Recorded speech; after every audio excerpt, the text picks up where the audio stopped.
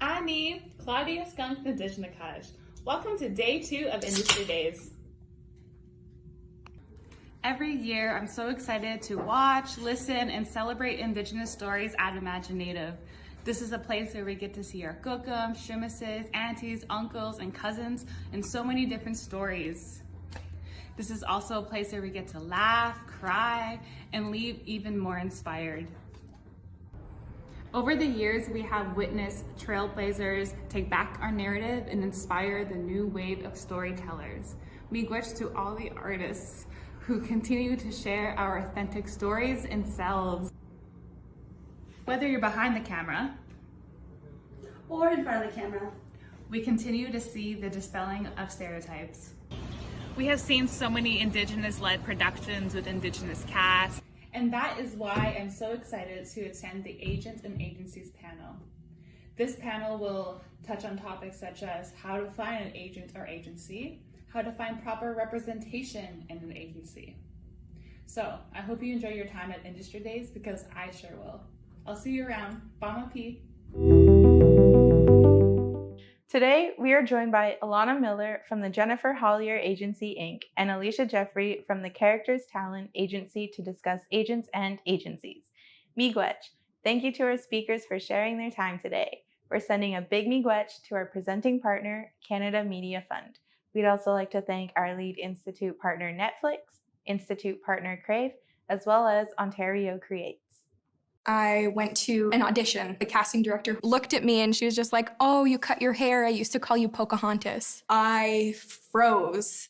That in itself is a slur, and the real story of Pocahontas is one of rape and molestation of children. So it's not a compliment. Seek more from our stories because there's so much more in the 500 plus Indigenous cultures across this country that we haven't seen in film and TV before.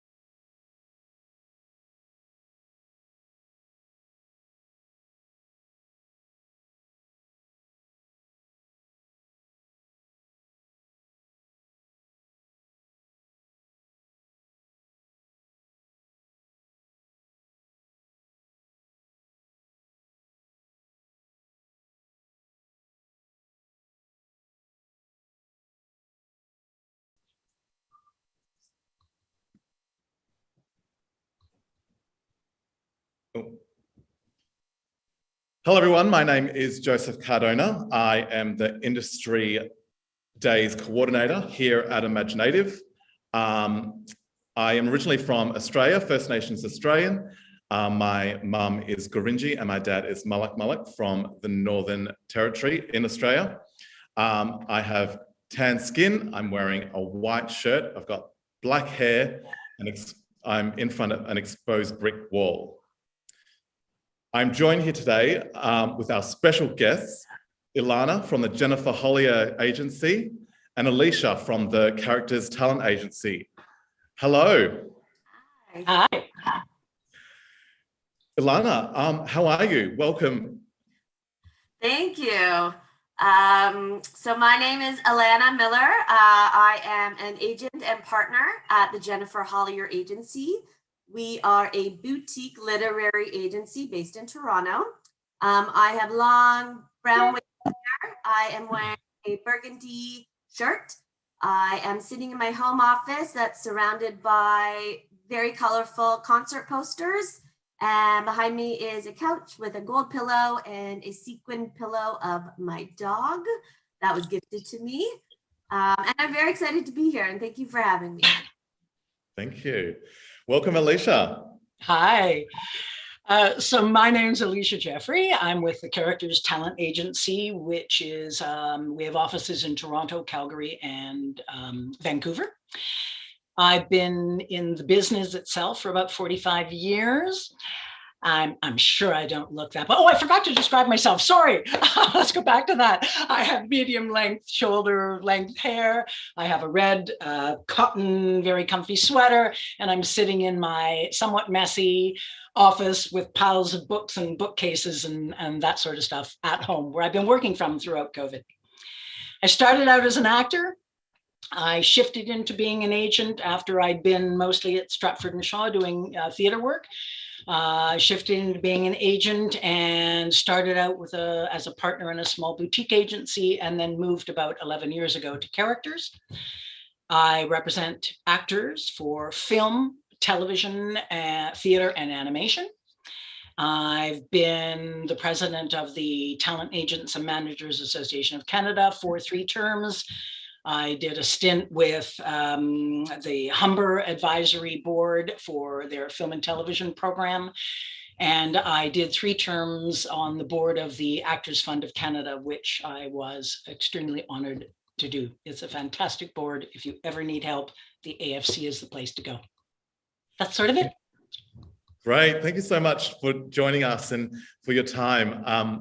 I would love to hear more about what your day-to-day looks like representing talent, and what are some of the key roles that an agent plays supporting your clients' careers. I'll start with you, Ilana. Sure. So what I love about this job is that no 2 days are the same. And you sort of start your day and thinking you're gonna, set out on your to-do list, and then you get one phone call and everything, goes to the wayside. So different roles we play day to day. We'll get a call from a producer looking to staff a writing room. So part of our job is putting together a list of clients who would be well suited for whatever room it is, comedy, drama. Our writers write everything from preschool animation to 1-hour primetime drama and everything in between. So we deal with a lot of the different areas of the industry. So we will curate a list, make sure CVs are updated, make sure we have the right samples, get that off. If we are lucky to be negotiating a deal for a client, I'll spend time going over the deal points, negotiating that, moving to the contract, redlining that. That's kind of like the boring administrative stuff, but part of the job. And then we with stuff with the clients, whether it's someone needs advice in terms of what new script they want to be writing, or talk about setting up meetings for someone. We are very hands-on with our clients and spend a lot of time communicating with them on a daily basis. So that's kind of a big picture, sort of what could come up on a day-to-day for my life. Yeah. And it seems like you'll have to hold a very close relationship with your clients, like big trust. Yes, so that's a huge part of, like, for me, the client agent relationship is probably going to be one of the closest relationship a client has aside from their chosen and, you know, given families. We work very closely with our clients, and, you know, we see the benefits of it, especially when it comes to, you know, open and consistent communication. You know, writers, and I'm sure the same with actors, they have their own groups and their own communities that as agents, we're not necessarily privy to. However, we also have our own community, you know, our own contacts with development executives and producer and network execs. And so for us, it's like the best agent-client relationship is when these two groups come together. So we're passing on all the information we get from our, and then, you know, writers talk amongst themselves and they're gathering information, and our clients bring it to us, and then we can run with it from there. So communication, I would say, is probably, you know, number one in terms of the client agent relationship, a good client agent relationship. Yeah. And how's your experience, Alicia, in building your client's career and your day-to-day operations? Not dissimilar, actually. We do something called breakdowns on our end, which means that when all throughout the day, and in fact, right up till about 10 o'clock at night, breakdowns come in, and they are letting us know, they are coming in from casting directors or sometimes producers directly, and they're letting us know what projects are out there that are looking for actors, and in all the various fields, theater, animation, and film and television. And we respond to say, here are the actors that I represent that would be right for those roles, and yes, they're available. And sometimes you follow that up with an added pitch. When you think the client is a dead match for the project, you follow up with a pitch to the casting director. You know, you'll notice I submitted so-and-so, but they really are dead right for this part. They've done this, they've done that. I'm attaching their demo. You know, here's their photo, whatever it is that sort of brings them to the attention, because they get hundreds of submissions for each role. So you want to make sure that you do the added bit to make sure that your client gets seen. But again, like Ilana, you can never predict your day. You know, you start that way, but one phone call can, as she said, take you in a totally different direction. Sometimes you're negotiating with producers. Sometimes you're having a heart-to-heart with a client who's gone through something difficult or is making a very difficult decision. Again, that's where the trust comes in. I think we're going to talk about that a little bit later, but the relationship, that communication is absolutely key to keeping it open and keeping the relationship on track. Yeah. And other than that, you're negotiating deals and answering emails. And at the moment, it's emails, texts, and phone calls, and used to be drop-in visitors as well. I'm sort of glad that that's not happening at the moment, because it's very busy. Mate, it's just, yeah, it definitely sounds like a very, very busy job. And, you know, who wants the same mundane job tasks every day? No one. I'll throw in one thing here, because I'll bet most of the people watching are creatives, actors, or writers or directors or whatnot. But I will just say, we could really use some great Indigenous agents on both sides, you know, and it is a fascinating career. I know that's not what you're sort of here to hear about, but I'm just going to throw it out there. It's a fabulous career. I've been doing it, as I said, for a long time, and I still love it. So if anybody out there is thinking, oh, well, maybe you know, think about it. Really, your voice, your eye, all of that would be really welcome in the agenting end, on either the lit side or the talent side. And it's a great career.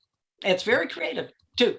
Not quite as creative as yours, but yeah. Yeah, I mean, we are lacking First Nations Indigenous agent representation in Australia as well. But just a side note, I'm studying business in Screen. So that would be one of my business plans. Great.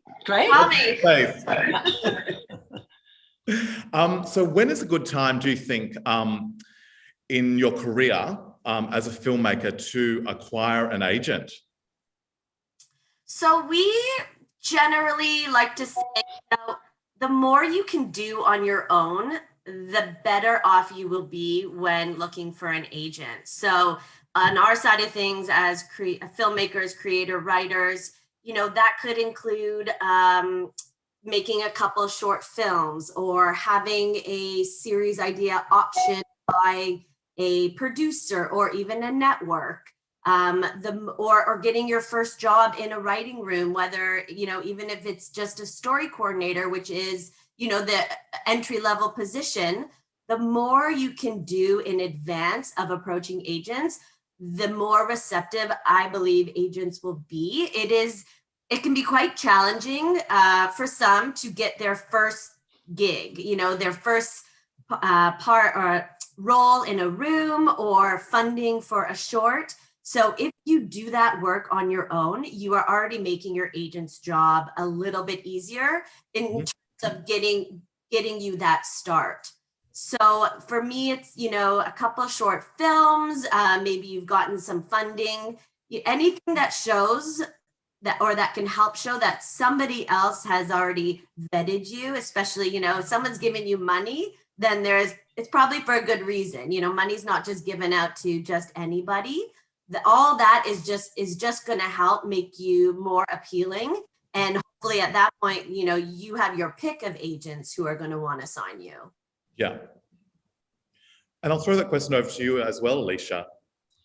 I would 100% agree with that. It is sometimes even trickier as an actor because an agent, in some ways, as I say, we get the breakdowns, etc. In some ways, we're between the talent and that work that they're trying to get. But there are lots of ways to get that work on your own before you get an agent. Maybe not the great big jobs necessarily, although there are often open calls for those as well, but certainly theater jobs, that sort of work where an agent can come to see your work, or you can connect with an agent's clients because you're working with them and say, hey, what's your agent like? And, is she coming to see you in this? Would you let her know that I'm looking for an agent? All of those kind of things. But the key that we look for really is training. If it's a business, it's a difficult business, and we want to know that you are willing to put in the time, that you're willing to work on your chops. You don't just reach out and say, hey, a couple of people have said I'm funny and I should be an actor, or you'd be surprised how many emails we get like that. But that you've actually taken some film classes, perhaps you've actually gone to a theater school for 2 or 3 years and you've done the really in-depth work of being an actor. That way you're going to have tape, whether you've got professional tape because you've actually done a television show or whatnot, you're going to have tape from those classes that you can show agents for, to try and make sure you land a good agent. You also have to be patient with regards to who you're aiming at as an agent, and the fact that you may need to move through a couple of agents to end up with, the agent at the agency that is sort of at the top of your list, however it got there.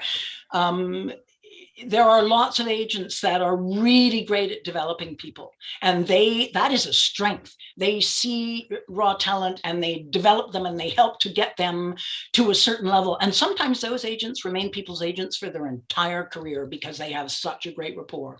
But sometimes people then need to move on to an agent who has connections in LA, or a greater overview, a bigger picture of an industry because they've changed direction in their career. The actors changed direction in their career, and they need somebody with those wider connections. And in which case you may, at some point in your career, decide you're going to shift to a different agent. That happens, and we all understand it. A developmental plan to build actors and help them through their career get to that point is one of the things that an agent does and should do. Yeah. And just speaking about theatres and going to theatres and theatre schools. Do you go to theatre schools for their graduation performance? Do you scout people through live performance? Yeah, how does one acquire an agent? I do both of those. In Canada, there is a showcase. All the major theatre schools come to Toronto and do. Theatre Ontario puts it on. It's the Theatre Ontario showcase, and they do monologues, sometimes a song, whatever it is, sometimes scene work, and that audience is full of agents and casting directors, a really, really easy audience to play to. and we are there for exactly that. We are there to see who's coming up, who the next crop of young people is. You've always got to be feeding people in at the young points on your roster. We're also watching everything that's screening, or a lot of what's screening, to see talent that's already started their careers, often as children or teenagers or whatnot. And yes, I go to a lot of theater. And if I see somebody that I think is really interesting, I've often gone because I have a client in the show. So I've gone to see their work. I will say to my client, hey, you think you could introduce me to that person? I was quite impressed by their work. So yes, I do all of that for sure. Yeah. Live theatre is good for the soul. It is. And we have really missed it over the last 2 years. Yeah. Is Toronto back to live theatre? Yeah, it is. It is. Not fully. We just opened up our houses to full capacity this week, I think, in fact. Stratford Shaw, the big festivals, they've just announced that they are now going to full capacity, so they've got more tickets to sell. It's been very difficult for theater artists of all sorts, but it is back. Thank God. Yeah. And Ilana, is there an application process for your type of work? There's not an official application process. We also kind of scour the schools in Canada. So there's some really great programs where we have signed a lot of clients. The Canadian Film Center's showrunner program, the Pacific Screenwriting Program, NSI. So we're often approached, by students of those programs, and we will always take a look at anyone coming from a prestigious writing program, because the same as, an actor, we like to see that training. It's not required, it's not necessary, but it helps for sure. And I think, those programs provide really excellent training for emerging screenwriters, and there's director programs as well. So we look to those programs. A lot of the time we get recommendations from our clients or from our colleagues, producers, development executives. So that goes a long way as well in terms of someone speaking up on your behalf. We get, hundreds of submissions a week, and it is impossible to read everyone. So it's very helpful for us if someone we know, we respect, sends us an email to say, hey, are you interested? Can I send this person your way? We will always say yes, to those kind of people. We've also been looking at there's a wonderful program called Working the Scene in Color that gives BIPOC writers the platform to hear their scripts out loud, read by ACTRA-trained actors. So that's been a really great area where we've met some amazing, emerging, diverse writers that weren't represented and could meet them and hear their scripts. And so yeah, there's lots of opportunities, but we don't have a formal application. Yeah. So hot tip number 1, get some training, get some credits, do your homework. Alicia, you said before you approached someone at a theatre or their counterpart. What are some of the things that stand out when you're watching actors or when you're looking for a potential new client? We also have a submission process, which I didn't mention, by the way. You can send tapes. We have a submission email, and you can send tapes and a brief cover letter and a photo and that sort of stuff to us. They're usually picked out of the, as Ilana said, sorry, we get hundreds as well. So we don't look at them all. It usually is picked out of the pack, as it were. If you have a recommendation from one of our clients, for example, and the client also writes and says, hey, you're going to be hearing from so-and-so, that's always a really, really good way to make sure that we see it. But what I look for in the performance aspect is honesty. Sort of what I look for in a people aspect too, to be honest with you. I want to see work that moves me, work where I can see the actor connecting through to something very real and honest, whether it's comedic or dramatic. I respond to both sides for sure, but I want to see something authentic, something where that person is really invested, really understands the character, has really made choices that make sense and that connect to them, so they have become that character in that moment. That to me, and I see that probably from a theater background, that to me is when it's alive and when it's going to speak to whoever is watching that performance, either live or on screen. So that's what gets me excited, for sure. Yeah.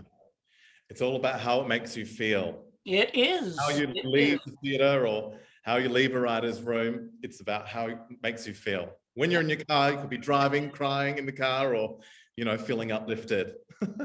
Yeah, for sure. I can be uplifted by right now. I don't know if the viewers are aware, but right now everything is by self-tape. All the auditions are by self-tape. There's no in-the-room auditions, or very, very few. So as an agent, we watch all those self-tapes. So used to be that we would give a client an audition and they'd go out and do it, and we wouldn't have a clue what they did. You know, we would assume it was good because we represented them, but we weren't in the room.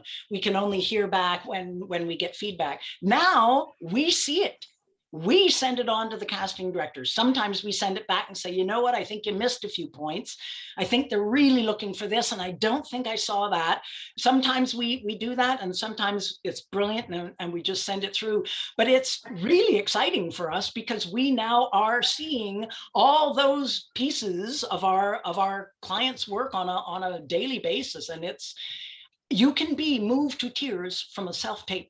I have been moved to tears and to laughter many times sitting right here. It's great. And that's good for the people who are nervous for auditions. Like a panel of people like just sitting there with their pens. True, which is good and bad, because it means that sometimes the actors at home doing that tape 28 times before they send in the one they like, and the casting directors are well aware of that. And they want to know you can do it in the first time, because that might be what you get on set, is one chance to get it right. So it is a catch-22 a little bit. And Ilana, what stands out for you? For similar, actually, you know, but for us, we're not watching, we're reading. So we want to be moved by the script, whether it's dramatic or, you know, sci-fi, comedy. We are looking for, you know, good work on the page. And even if it's not perfect, we want to see that there is potential there. So, you know, we really consider writing and filmmaking is an art form, and it's a craft. And you do get better with more practice. So if you are an emerging writer, your script might not be, you know, perfect. It might have some flaws in it, but we want to see that there's potential in it, that the ideas are there, and that the voice is there. You know, this is why a lot of times, like, we've really moved away from spec scripts when reading samples, which is, just in case anybody doesn't know, a writer will take an existing TV series and write an episode as, you know, trying to think, Modern Family. You know, that was really popular for a half-hour comedy spec script for a long time. And you write an episode as if you're a writer of Modern Family. But for us, when we read that, we don't get to see your original voice. And I think now more than ever, that is what people want. They want original voices. They want authentic voices. They want genuine storytelling. And so when we're reading a script, that is what we're looking for, like above and beyond anything else, for sure. Yeah. So back in Australia, I am a performer, all that jazz, but so I wanted to become an actor, so I joined this agency and I'm still with the agency, but the one thing that I didn't realize is they were just an extras agency. So what are some of the red flags that a creative should look for when trying to find the right representation? I mean, I was trying to be an actor, but I chose the wrong agency. Like, it was just an extras agency. So yeah, I just wanted to know. Okay. Yeah. First of all, there is a list on the ACTRA website of all of the talent agents. And so I don't think the lit agents are there. Are they, Ilana? No, we have a list on the Writers Guild of Canada website. Right. Okay. So either way, you can go to the guild that's appropriate for your craft, and they will list the agencies and who are TAMAC members and what they cover, what those agencies cover. And so, and it specifies whether they're background extra agencies or whether they're principal performer agencies. And you would want, for the most part, I would assume you would want a principal performer agency, somebody who is going to be able to guide your career. What red flags? I think the biggest red flag, I would say, when you are, first of all, when you meet with an agent, you are interviewing each other. Sometimes I find actors forget that. They think the agent's interviewing them, but actually you're interviewing the agent too, right? You are deciding if obviously they're a good agent or you wouldn't be there. Obviously they think you're good or you wouldn't be there. So that's kind of the given. You're trying to figure out, is this person the right match for me? You know, are they somebody that listens?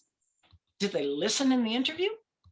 Do they hear your goals? When they respond to your questions, are they responding to the goals that you've asked about? Or are they hearing you like the political parties in the debate and then just going off on their own tangent with whatever they want to say? Are they really connecting? Is there honest communication? I have often, no, not often, but I have interviewed with people that I thought, wow, this person's really talented, and I would probably stand to make a fair bit of money if I signed this person, but we are not connecting remotely in this interview. They are not listening. They are looking for something that really isn't my style. And I can just already feel things sort of jarring. I have made the mistake as a younger agent of, you know, thinking, to hell with it and going with that. And it's never turned out well. And eventually I've had to, or the client has decided to end the relationship. It is a relationship, as I think Ilana said earlier, one of the most important ones in your career. So it's really important that their style matches yours. You may want a super tough negotiator. You may think, I want somebody to go in there and absolutely get me the best possible deal. That's great. And that is great.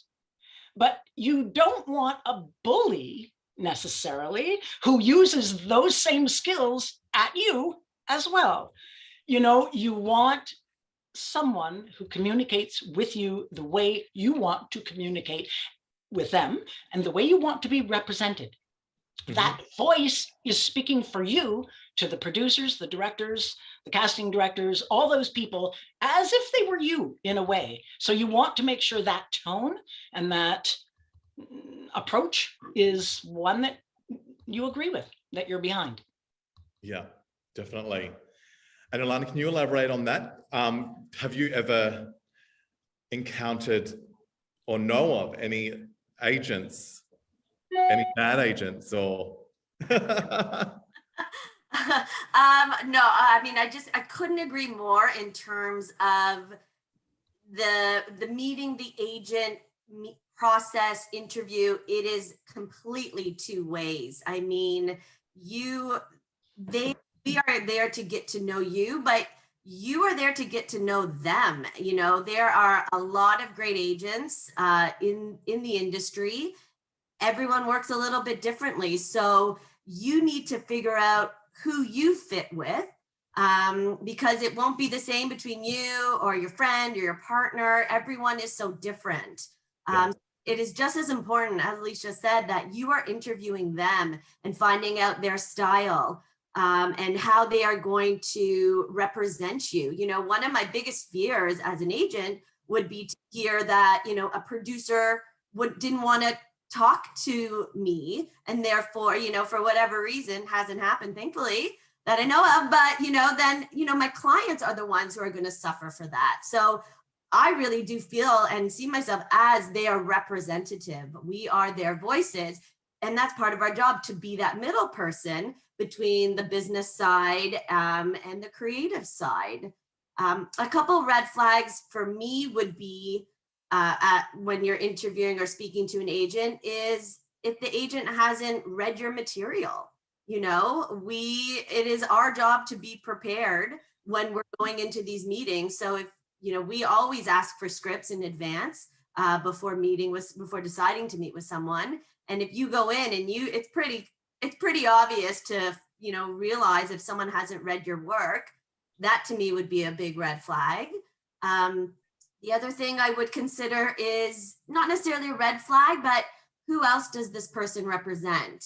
If you are an emerging writer and you find out that this agent has 20 other emerging writers on their roster that they've recently signed.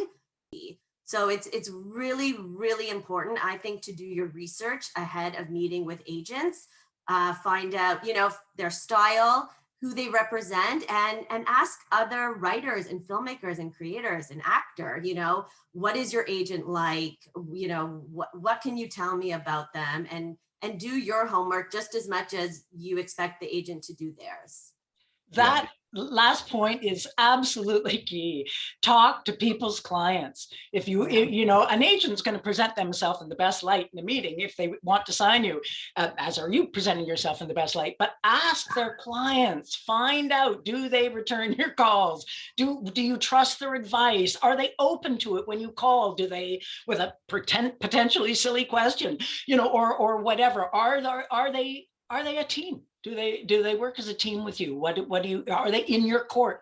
Because everybody has difficult times when an agent needs to be behind their client, and sometimes they aren't. So those are really important to talk to people's clients, for sure. Yeah. And how much commission do they take? I think that's pretty standard, but yeah, I know for us, we're 10% across the board. So if someone's asking for more, you may want to find out why. Oh yeah, I pay my agent a little bit more than that. Well, in the talent end, it's 10% for theater. Actually, for many reasons, it's a lot less work for the agent, and the fees are lower. But in film and television here in Canada, anyway, it's 15%.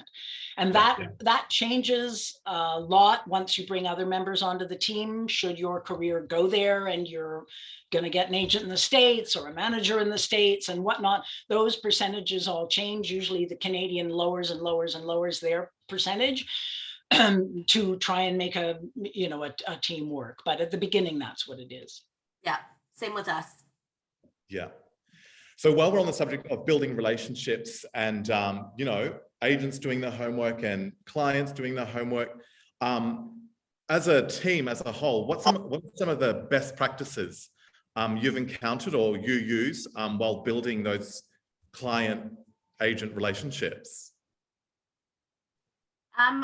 For me, it goes back to communication. So again, it's, you know, we really, you know, we see the benefits two ways when it comes to communication. One, again, is letting your agent know, you know, stuff you're hearing over on your side with your writer, filmmaker friends, the stuff that, you know, we might not be privy to in the same way. So passing on all the information possible to your agent in order for us to be able to kind of take something and run with it. The other thing, and I have lost my thought a little bit, but is in terms of like for a writer, you know, if you are preparing to write a new script, you know, it's best when talk to us about it first. This is what it's about. We've had a few instances where a client, you know, had spent a couple months doing research on a specific topic. They then tell us, I'm going to start this script. It's about, you know, whatever. And we have the knowledge because of what we do to say, you know what, a show very similar to that is already in development at the network. So although they did all that research, which, you know, maybe it will help them if the show goes and we can put them forward as a writer, they would not have wasted all their time actually writing the script and giving us a script that we couldn't be able to take out and sell, because we already know that a show very similar was already in development. So again, back to that communication of being in touch with your agent, letting them know, you know, what you're up to, what you're thinking, being open to feedback. That's a really huge one. We're not writers and we're not story editors ourselves, but we read everything before it goes out, and we give notes to make sure that it's your best work going forward. Yeah. Would you suggest any writer's room for our audience that people in Toronto can go to? Writer's room, like to join an existing writer's room? Yeah.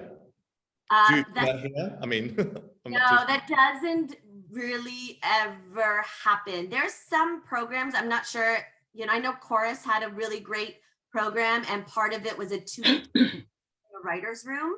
That would be a really great way to be in, but usually writer's rooms are not really open to anybody aside from the writers.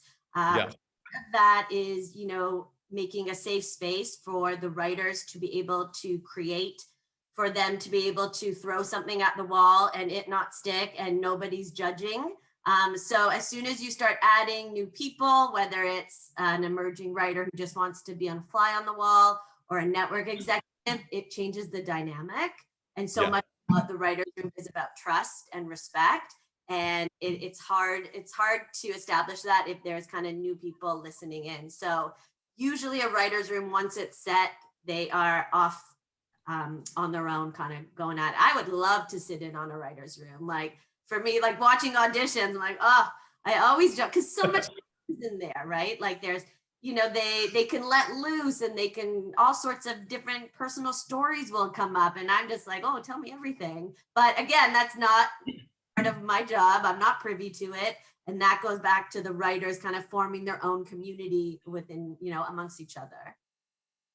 Yeah. Excellent. Well, there's so much to talk about and how a new creative can become a great client for both of you. Is there any advice or hot tips that you would give to first timers? Obviously, like me, look for an actor agent, not an extras agent. I would say be really straight with your agent. Yeah. You know, that really is key. You've got to be really straight about your goals, what you want. You know, sure, everybody wants to work. That's just a given. But what kind of work do you want to do? Who do you want to work with? Are there really particular goals? In my case, are you more interested in film and television or theater? Or are you equally interested in both? So you want a career that is balanced, that, you know, is going to go back and forth between both of those things. An agent needs to work hand in hand with you to succeed in your goals, and everybody's career is different.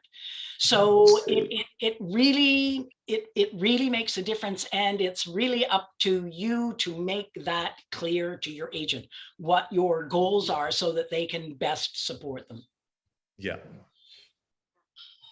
And I would say from, our perspective, if you want to be a comedy writer, then write comedy. You have to provide your agent with the goods in order for them to take you to market. So if you want to be a 1-hour drama writer and all you have is a half-hour comedy, it's going to be really hard to sell you as a drama writer. So provide your agent with the material that they can then use to show you off and put you out there in the genre.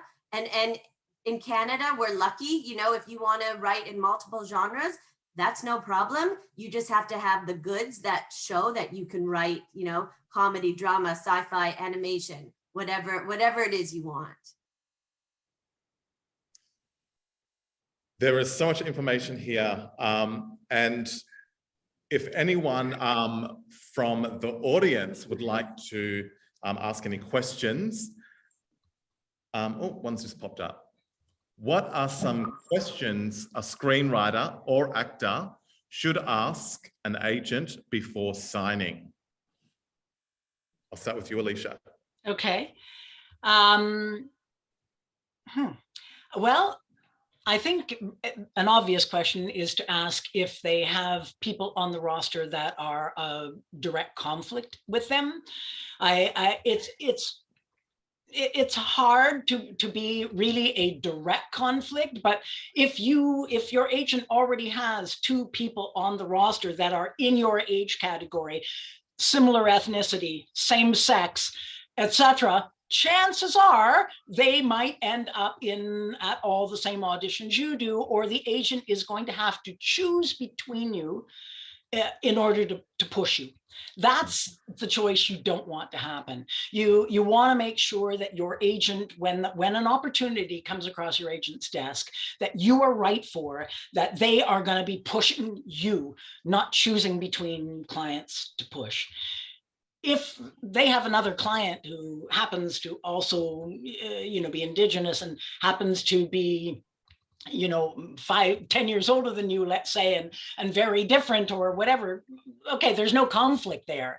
That is not what I'm talking about. I'm really talking about people who are, same sex, same background, very close to you in type, all of that sort of stuff. That you would certainly want to avoid for sure. Otherwise, I think you want to match your areas of strength. If that agent is really, really known to have people working with a lot of people working with the producers and types of shows that you really like to do, then I think that's a really good sign that they're probably into the same thing that you are, and and have connections in the very world that you're really excited to get into. I would say that's a really good sign for signing with somebody. Yeah. And I'll ask you the same question as well, Ilana.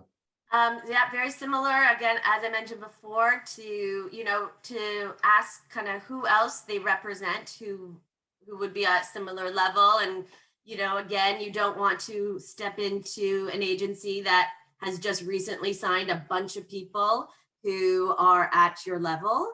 The other thing I would ask an agent is, and it might be a little bit more forward, but, what would their plan be for, once you're signed, what happens then? What does that look like?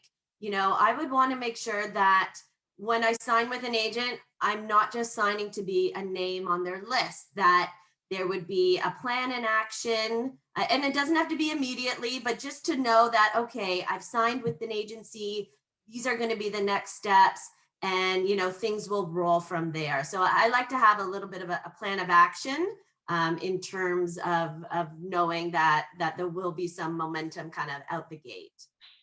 Yeah. Good hot tips there. We've got some more questions from the callers. Do agents and talent sign contracts? Do agents and talent sign contracts? And if so, how many years is a general contract between an agent and actor screenwriter? So I can let you know, for us, like literary agents are not, we are not part of TAMAC necessarily. I think some are and some aren't. So every literary agency, as far as I know, has a different policy. So I can speak on behalf of Jennifer Hollier Agency. We do have a contract. It's actually very much based on the TAMAC contract. And it's just more for legal purposes in terms of, this is what we're going to do for you.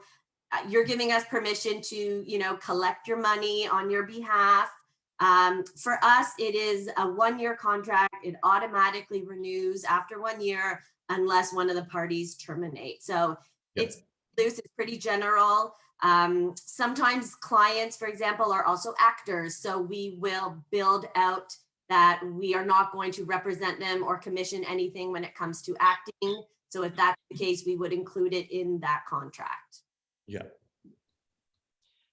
We're very similar. We are members of TAMAC, but we sign people. I think the first term is a year actually, and then it's just open really after that. But I'll be honest with you, I don't think there's anybody at Characters that if anybody in that first year decides this is not the right fit, I don't think anybody has ever held them to the year. They might hold them for a month because they want to, or 6 weeks or something, because they want to make sure that everything they put them out for is, seen to fruition or whatnot. And they will provide a list to people if they do not want to continue the relationship of what they've already put them out for and push them for, etc., and what they've already booked that hasn't come in yet.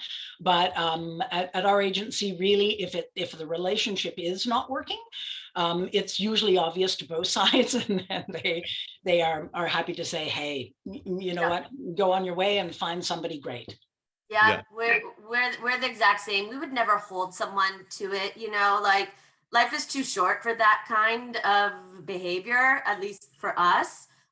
So if the relationship isn't working, agreed, both parties pretty much know it, and we will just go through the necessary actions to kind of close it up, and so everyone can move on.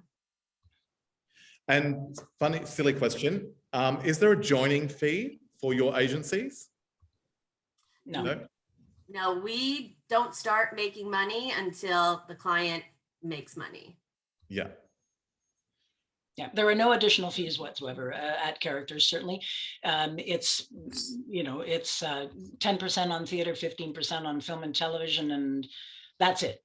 We only get paid once you get booked. Yeah. Good to know.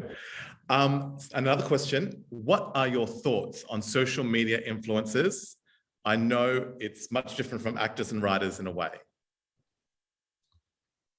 So yeah, I guess your thoughts on social media influencers. I don't actually handle any social media influencers. I'm trying to think if anybody at the Characters agency does. I don't think so. Possibly in the commercial end, but I don't think so. Certainly not in the film and television end. Maybe in the Vancouver office or the Calgary office, but I don't believe so. Really, what we're known for is actors, all range of actors, comedic, dramatic, whatnot. But actors. I might be wrong about that, but I don't think we handle any influencers. Yeah. I was just going to say, with regards to social media, like influences, I know, I would say, especially for comedy writers, that Twitter is now a resource for showrunners to go on and evaluate your jokes and your feed. So, it's definitely, I know it's especially for comedy writers. So it is an area where, you might have a really great script, and then the showrunner goes on Twitter and, is just cackling over your tweets. That's just going to help you get in the room, or it could work against you, and they maybe find your Twitter persona less funny or offensive. You have to be very careful about that as well. What you put out there in social media, it will come back to you, and could affect whether you book a job or not. But yeah, we definitely know that Twitter has become, you know, an extra resource for people to read you as a writer. Yeah. And question for Ilana. How can I get my script to you? So there's obviously a process with scripts and submitting, becoming part of your agency. And yeah, I mean, you know, between me and Jenny, our colleague Samantha, there is a way to, you know, send us an email and say, saw you on the panel, this is who I am, this is what I've done, and send a script and a sample that best represents you as a writer, or a link to a short film, or whatever you want to use to show who you are. great. And I guess just a question as well from me. I'm taking over everyone else's questions. What are the do's and don'ts in this type of relationship? What's your pet hates? I think really the most important thing is to have an open relationship. It's an exceptionally personal relationship. You've got a few of them in your life without question, but your relationship with your agent is definitely one of those. You know, if you're going through marital difficulties, you're going through personal difficulties, health difficulties, anything like that, you got to bring your agent in on that, because they may be pushing you for things right at that very time that you're not going to be able to take on right now. And it's, as a result, it becomes a really, really personal, sensitive relationship. And that is by necessity. An agent has to know when they need to fend things off for you, when they need to stand between you and whoever is looking to hire you or attacking you at the moment, you know, not physically attacking you, but you understand what I mean. You know, coming at you in a negative way. You will end up, or you might end up, let's say that, in a negative situation on a set or a heated relationship somewhere. Your agent needs to understand from you, hopefully before they hear it from the producer or director, what happened, what went on, what was your point of view, you know, what lines were crossed, et cetera, so that when it comes to them from the producer, hey, your actor did this, your agent's already prepared. They already understand from your point of view, and there may be a middle ground, obviously, we're all human, but from your point of view, what happened, how you took it, what your response was, what their response was, all of that sort of stuff. We are your representative. We have to represent you correctly. So that kind of thing, that kind of open communication with your agent is really important. As an actor, simple things like talking to your agent possibly before you get a great big tattoo that goes up onto your face. You know, something as simple as that, which you may want to do. And your agents, you may disagree with your agent's point of view if they say, well, that probably is going to limit you to a very specific kind of role. You may decide to do it anyway, and that's fine. It's absolutely your life and it's absolutely your career. But you are a partnership, and you really probably should ask that advice from your agent and how it will affect your career, just so you go into the decision about whether you're going to do it or not fully aware of what the repercussions might be. It's a very personal relationship. An agent probably knows a lot about your personal relationships and your other personal relationships, your home life, you know, that sort of stuff, whether you're in a space right now where you can take on real emotional work or not, you know, that kind of stuff. It's better that your agent should hear it from you and be able to counsel you and be able to know how to run front for you, how to interact for you while you're going through those difficult times, because we all do. So they're a team, and you got to work as a team. Yeah. That two-way communication, like, if your agent calls you for a job and you have a broken hand, you can't write or you can't do a show, it's two-way communication. Yeah. And I would just add one thing to that from the screenwriting perspective, is to keep providing your agent with new material. So you might have written a really great script and your agent takes it out, and whatever happens to it, whether we're able to sell it or not, you need to keep providing your agent with new materials so they can keep sending you out there. It's all about doing the rounds. So you do one round with the script, let's say it doesn't get optioned, and then we're able, we'll take the next script out, and it's all about being in front of people as much as you can without being obnoxious about it. But with new material, that is usually the way the door opens for general meetings or for pitch meetings. Also for staffing, we can't use the same script year after year, especially on the same show. So if we used a script to pitch you for, Working Moms season 5, and now it's season 6 and we're looking at new writers, we can't use that script. So you have to be able to provide us with something new in order for us to be able to do the best job we can for our clients. Yeah. It's really all about trust, right? I mean, that is it. Your agent is one of the closest working relationships you're going to have. They are representing you out there. They are speaking for you often to get you into that room for whatever reason. There needs to be trust there. And if you don't agree with something they've said, they need to understand why. That you may have a 100% valid reason that you felt that it was not handled in the way you would have liked it to be handled. The agent then has a chance to say, here's why I chose to do it that way. Here's what I knew that you might not have known. And the two of you come to an agreement, consensus about how you're going to move forward in that kind of a situation.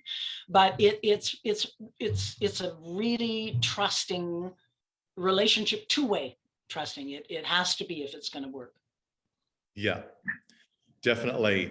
And as we are drawing close to the end of our discussion, there's a question here. What is your favorite part of your job? I have a couple of favorite parts. I love my job too. I'm so grateful that I kind of fell into this part of the industry, and it was just the most perfect fit.